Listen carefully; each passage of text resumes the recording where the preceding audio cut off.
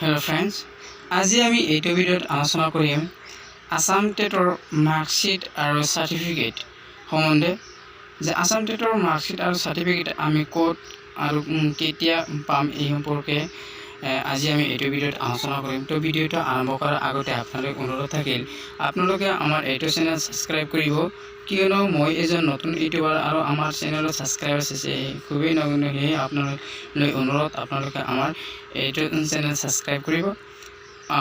আহক আমি ভিডিঅ'টো আৰম্ভ কৰোঁ।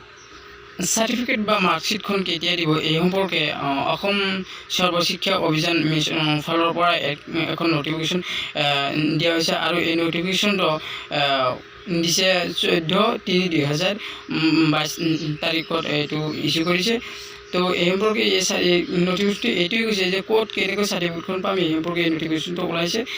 তো নটিফিকেশ্যনটোত দিছে যে যি টেটৰ ৰিজাল্টৰ আৰু যি সাৰ্টিফিকেট আমি পাবলগীয়া হ'ল সেই সাৰ্টিফিকেটখনৰ মাৰ্কশ্বিট কম সাৰ্টিফিকেট মানে যিখন মাৰ্কশ্বিট সেইখনেই সাৰ্টিফিকেট, মানে এটা পাম ডাবল নাপাম, মানে মাৰ্কশ্বিট এখন সাৰ্টিফিকেট এখন এনেকুৱা নহয়, সাৰ্টিফিকেট আৰু মাৰ্কশ্বিট এখনেই হ'ব, এখনেই পাম। আৰু এইটো দিয়া আৰম্ভ কৰিব 21 মাৰ্চৰ পৰা আৰম্ভ হ'ব আৰু 31 মাৰ্চলৈকে চলিব দিব। আৰু এইটো আমি ক'ত পাম, যি জিলা প্ৰগ্ৰাম অফিচ আছে বাৰু DPO অফিচ বা সমগ্ৰ শিক্ষা কাৰ্যালয়ত এই চাৰ্টিফিকেটখন উপলব্ধ হ'ব।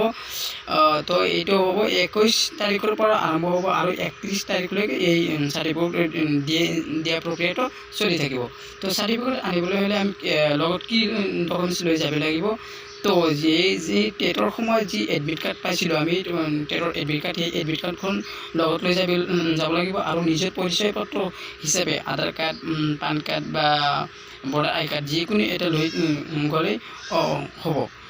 তো আমি সকলোৱে চাৰ্টিফিকেট লৈ চিন্তিত হৈছিলোঁ কেতিয়া হ'ব। তো আমি চাৰ্টিফিকেট আৰু মাৰ্কশ্বিটখন অতি সোনকালে সংগ্ৰহ কৰিম। তো আজিৰ ভিডিঅ' ইমানতেই। জয় অসম।